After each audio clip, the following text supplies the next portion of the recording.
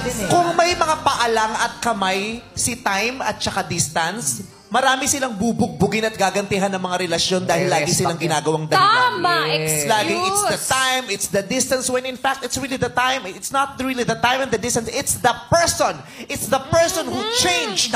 It's the person who decided to change. It's the person who decided to fall and who decided to leave and just walk away. Aaron, ba't mo nagawa yan? Yun lang ang nabuong tanong dun sa... Ang lalim. Siyempre, ang haba na sinabi mo. Puno-puno na kontemplasyon, ha? Nag-contemplate ka ng Ang gusto taas mo, siyempre, bababaan ko para pantay tayo. Okay. So, Oo, ano nangyari, umamin Aaron? ka, may iba ka ng... Tama. Gano'ng katagal ito sa 3 years ninyong pagsasama? Gano'ng katagal nangyari na? Ano naman po siya? Hindi naman po siya agad-agad nangyari. So, parang ang nangyari po kasi, may transfer din po dun sa school na... May maganda talaga pag nagka-transfer eh. Parang nangyari na to. May ilaw eh.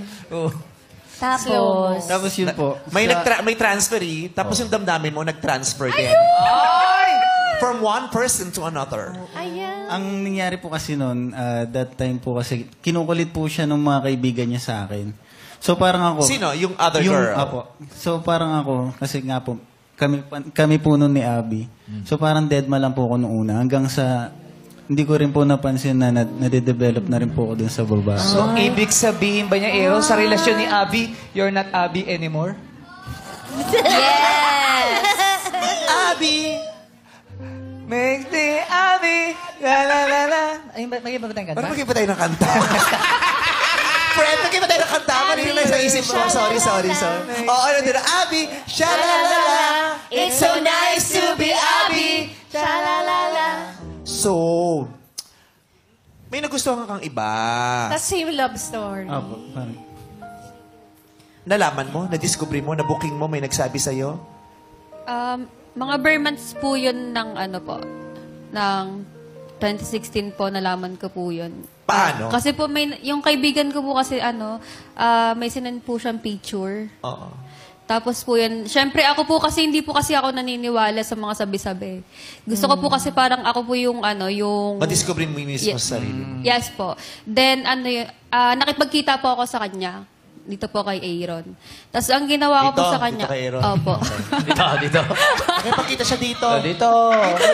Dinuro na lang eh. Oo. Tapos yun po, ang ginawa ko po kasi sa kanya, habang po siya, nag-order po siya ng food po namin. Kinuha ko po yung phone niya, pero hindi ko naman po binasa yung mga nakaka-chat niya. Ang ginawa ko lang po, yung email ko po, nilink ko po sa lahat ng social media niya. Kasi binibigay niya po sa akin yung account niya, pero sinasabi ko wag, ganon. Kasi privacy, ganon. Pero eventually ginawa mo rin. mas sarili ko naman siya, po. nakutuban. Yeah. Pero sa akin naman... So ano yung na-discovery mo? Na-discovery mo meron talaga na meron siyang may girlfriend, may extracurricular activities. Ano na-discover mo?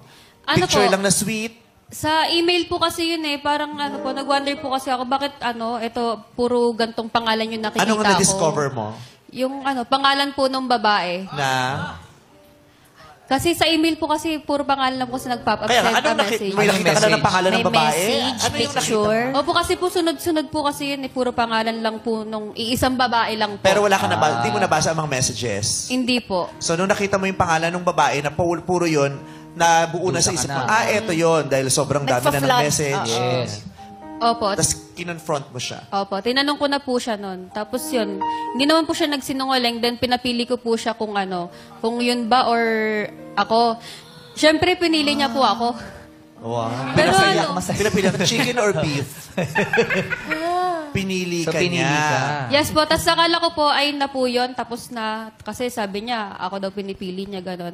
Pero that time din naman po, hindi ko naman din po hiningi yung mga med accounts niya po. Kasi, yun nga po, privacy, gano'n. So akala mo, tapos na. Pero ang totoo, hindi niya tinapos. Opo, tinutuloy continuous pa pa rin rin po yung pag-uusap nila. Ganun. Tapos na-booking mo ulit. Yan po, nabuking ko po ulit silang dalawa. Tapos biglang parang napagod na rin po ako. Sabi ko, parang gusto ko na lang din mag-focus sa pag-aaral. Ganun So kung po. hindi ka papagod, patatawarin mo pa siya. Opo, syempre.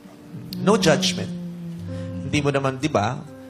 Hindi natin pwedeng husgahan kung ilang beses kayang magpatawad ng isang tao. Yung iba, mabilis, no! Yung iba Tapos naman, na. Isang pagkakamali, ayaw na. oo.